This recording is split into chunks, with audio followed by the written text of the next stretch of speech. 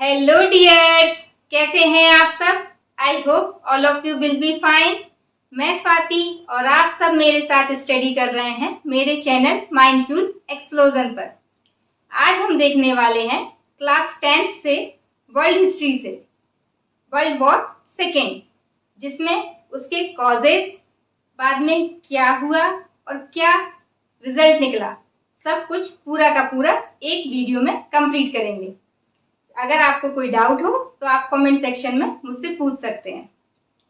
But video को start करने से पहले आप चैनल को सब्सक्राइब कर लें, साथ ही वीडियो को लाइक कर दें और ज़्यादा से ज़्यादा लोगों को शेयर करें, ताकि जो भी न्यू अपडेट्स हैं वो आपको रेगुलरली मिलती रहें।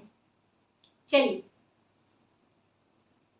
जो सेकेंड वर्ल्ड वॉर था वो दुनिया की सबसे बड़ी लड़ाई थी, जहां जब ये लड़ाई हुई तो पूरी दुनिया में खून ही खून था और चारों तरफ त्राही त्राही मची हुई थी। अब इसके कॉजेस क्या थे? फर्स्ट कॉज था rectification with the treaty of Versailles. First world war के बाद जब वर्साइल की ट्रीटी हुई थी तो क्या हुआ था कि एक तरफ थे अलायंस और एक तरफ थे सेंट्रल पावर। सेंट्रल पावर हार गए थे, जबकि अलायंस क्या हुए थे? जीते थे। जो हारे थे उसमें सारा का सारा ब्लेम जर्मनी पे थोप दिया था अलायंस पावर ने, और उस पर बहुत सारे रिस्ट्रिक्शंस लगा दिए थे। तो जो जर्मनी था उसको कहीं ना कहीं ये था कि मेरा बहुत अपमान हुआ है और मुझे बदला लेना है कैसे भी करके, क्योंकि उसकी सारी पावर्स जो है छीन ली गई थी। उसकी नेवी की पावर्स छीन ली गई थी। अब वो नेवी नहीं बढ़ा सकता था। सोल्जर्स भी लिमिटेड कर दिए गए थे कि केवल वो 1 लाख तक ही सोल्जर रख सकता था। बहुत सारी मनी भी दूसरी कंट्रीज को देनी पड़ी उसको, और भी ऐसे बहुत सारे रिस्ट्रिक्शंस थे जो उस पर थोप दिए गए थे, जिससे जर्मनी की जो जनता थी वो बहुत ज्यादा आक्रोशित थी। उन्हें बस ये लग रहा था कि कैसे भी करके हमें अपना जो मान सम्मान हमारा गया है वो वापस लेना है। वहीं दूसरी तरफ था अलायंस में इटली, जो जीता था, लेकिन उसको जीत कर भी उसे कुछ नहीं मिला। उसका ऐसा मानना था कि अगर मैं जीता हूं तो मुझे कॉलोनीज मिलनी चाहिए, कोयला क्षेत्र मिलने चाहिए और मनी मिलनी चाहिए, नेवीज वगैरह, शिप्स वगैरह मिलने चाहिए। बट उसे कुछ नहीं मिला ऐसा। तो एक तरफ इटली था जो बहुत ज्यादा अपने एरियाज को बढ़ाना चाहता था कि कैसे भी करके मुझे अपने और पावर को बढ़ाना है। वहीं दूसरी तरफ जर्मनी था जो अपनी खोई हुई जो उसका मान था या जो उसकी प्रतिष्ठा थी वो उसको वापस पाना चाहता था। ऐसे में क्या हुआ, इटली में मुसोलिनी और जर्मनी में हिटलर, इन दोनों ने इसका फायदा उठाया और उन्होंने जो वर्साइल की जो ट्रीटी हुई थी उसका उल्लंघन करते हुए उसको तोड़ दिया और अपने एरियाज का जो है विस्तार करना शुरू कर दिया। हिटलर था, उसने नेवी बढ़ानी शुरू कर दी, सोल्जर्स बढ़ाने शुरू कर दिए। आर्म्स से जो उसको हथियार वगैरह बनाने को मना कर दिया था वो उसने बनाने शुरू कर दिए, और इस तरीके से कॉलोनीज पे भी उसने अटैक करना शुरू कर दिया। तो ये क्या हुआ, ये सेकेंड वर्ल्ड वॉर का रीजन बना। सिमिलर इटली में मुसोलिनी था जो वो भी यही चाहता था कि ज्यादा से ज्यादा कॉलोनीज पे क्या हो सके, उसका कब्जा हो सके। उसने भी वही किया, तो उसने भी अपने एरियाज को बढ़ाना शुरू कर दिया। सेकेंड था rise of fascism and nazism. Fascism और नासिज्म दोनों ही डिक्टेटरशिप के एग्जाम्पल्स हैं।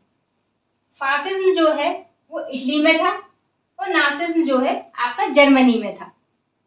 फासिज्म मुसोलिनी लेकर आया था, जबकि नासिज्म जो है आपका हिटलर लेकर आया था जर्मनी में।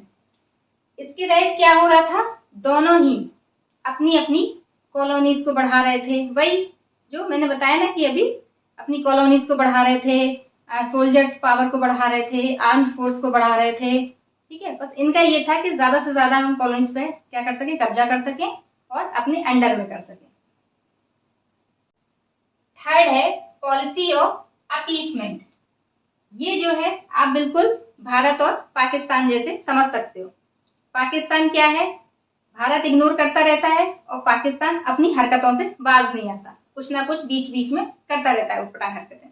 सिमिलर वैसे ही इटली और जर्मनी थे, ये क्या कर रहे थे, ये अपने एरियाज को बढ़ा रहे थे और ब्रिटेन और फ्रांस बड़े भाई की तरह, यानी जैसे भारत है वैसे ही उन्हें लग रहा था कि ये मान जाएगा, कब तक ये लोग ऐसी हरकतें करेंगे, समझ जाएंगे। लेकिन इटली और जो जर्मनी थे, इन्होंने क्या समझा, अरे ये तो मेरा कुछ कर ही नहीं सकते हैं, अब तो मैं ताकतवर हो गया हूं, अब तो हम और ज्यादा कर सकते हैं। इन्होंने क्या किया, इटली और जर्मनी ने फ्रांस और ब्रिटेन की जो चुप्पी थी उसको क्या कर, उनकी कमजोरी समझ लिया और अपने एरियाज को बढ़ाना शुरू कर दिया। इटली था, उसने क्या किया, जो अबिसिनिया था उस पर अपना कब्जा कर लिया और ऐसे कई एरियाज पे उसने अपना जो है अधिकार कर लिया। तो ये थी पॉलिसी ऑफ अपीसमेंट। फोर्थ है Japanese invention of China. Japan ने क्या किया, चाइना के मंचूरिया पर अटैक कर दिया और वहां पर अपनी गवर्नमेंट जो है वो सेटअप कर दी, यानी वहां पर स्थापित कर दी। जब ऐसा हुआ तो चाइना कहाँ गया, लीग ऑफ नेशन के पास, और उसने उसको बोला कि देखो जापान ऐसे ऐसे कर रहा है जो कि आपकी पॉलिसीज के खिलाफ है, आप इसको रोको। लेकिन लीग ऑफ नेशन ने क्या किया, वो तो एक कमजोर था, वो कुछ कर ही नहीं पाया। और यहाँ पर जो ब्रिटेन और फ्रांस थे वो भी क्या रहे, चुप रहे। क्यों, क्योंकि वो चाहते थे कि चाइना जो है वो कमजोर पड़ जाए, तो उन्होंने भी यहाँ पर कुछ नहीं कहा, वो चुप रहे। तो इस तरीके से क्या हुआ, ये भी एक इसका कॉज बना। फिफ्थ है हिटलर्स इन्वेंशन ऑफ पोलैंड। क्या किया, हिटलर ने 1939 में पोलैंड पर अटैक कर दिया और इसका रीजन उसने क्या कहा कि पोलैंड में जो जर्मन्स रह रहे हैं उन्हें पोलैंड के लोग मार रहे हैं। और साथ में इसका एक और भी रीजन था कि जो वर्साइल की जो ट्रीटी थी उसमें क्या हुआ था कि उससे सारी कॉलोनीज वगैरह छीन ली गई थी, तो वो क्या चाहता था, अपनी कॉलोनीज को एक्सपांड करना चाहता था। इस वजह से भी उसने क्या किया, पोलैंड पर अटैक कर दिया। जब जर्मनी ने पोलैंड पर अटैक किया तो ब्रिटेन और फ्रांस ने जर्मनी को एक अल्टीमेटम दिया और कहा कि तुम इस अटैक को रोक दो, वरना तुम्हारे लिए अच्छा नहीं होगा और तुम पर भी अटैक होगा। अब जर्मनी में था हिटलर, वो तो वैसी सनकी था, उसने क्या किया, ब्रिटेन और फ्रांस पर ही अटैक कर दिया। साथ ही उसने यहीं तक नहीं रुका, वो उसने नॉर्वे, डेनमार्क, होलैंड, इन सब पर भी क्या कर रखा था, इन सब पर भी अटैक कर दिया था। और इसके साथ ही उसने जो अलायंस पावर थे, जिसमें ब्रिटेन, फ्रांस, यूएसए और सोवियत यूनियन हुआ करता था, जिसका हेड था रशिया, तो रशिया पर भी उसने क्या किया, अटैक कर दिया। यहाँ का टेम्परेचर बहुत ज्यादा लो और साथ ही जो रशिया है वो एरिया वाइज भी बहुत बड़ा है। अब क्या हुआ, जर्मनी की जो आर्मी थी, टैंक्स वगैरह थे, जो वेपन्स थे, वो रशिया के सामने टिकी नहीं पाए और रशिया ने जब इस पर काउंटर अटैक किया तो जर्मनी उसे झेल नहीं पाया और हार गया। तो इस तरीके से क्या हुआ, यहीं से आपके वर्ल्ड वॉर सेकेंड की शुरुआत हुई। फिर क्या हुआ कि यहाँ पे अभी जब ये लड़ रहे थे सारे के सारे, तब तक जो यूएसए था वो किसी की साइड नहीं था। वर्ल्ड वॉर फर्स्ट में भी जो यूएसए था वो बाद में आया और इसमें भी जो यूएसए था वो बाद में आया। रशिया के जर्मनी पर काउंटर अटैक के बाद जर्मनी जो था वो चारों तरफ से घिर चुका था। एक तरफ ब्रिटेन और फ्रांस ने जर्मनी पर क्या कर दिया था, अटैक कर दिया था, और वहीं दूसरी तरफ रशिया ने भी जर्मनी पर अटैक कर दिया था। अब जर्मनी में जो हिटलर था उसने तो सुसाइड कर लिया था और उसके बाद क्या होता है, 7 मई 1945 को जो जर्मनी होता है वो सरेंडर कर देता है।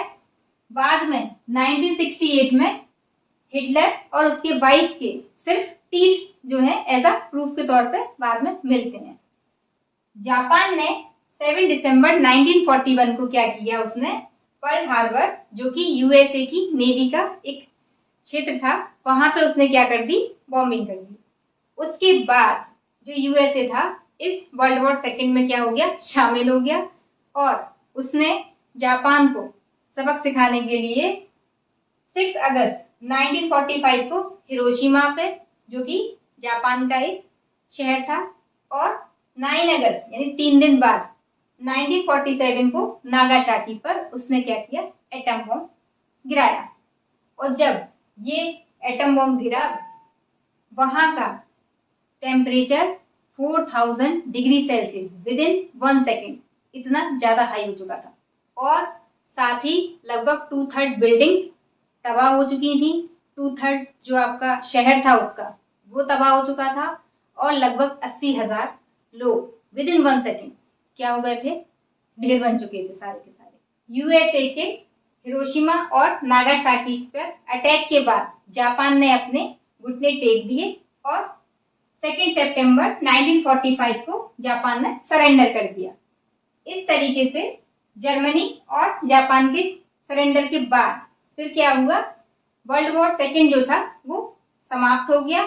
साथ ही पूरे विश्व में 2 powers, US versus Soviet union, यानी कि एक तरफ यूएसए और दूसरी तरफ सोवियत यूनियन उभर कर आए। आगे की क्लास में हम यूनाइटेड नेशन को देखेंगे, और आगे भी जो वर्ल्ड हिस्ट्री से रिलेटेड टॉपिक्स हैं उन्हें देखेंगे। अगर आपको वीडियो अच्छा लगा हो तो वीडियो को लाइक कर दें, साथ ही चैनल को सब्सक्राइब कर दें, और ज्यादा से ज्यादा लोगों को शेयर करें।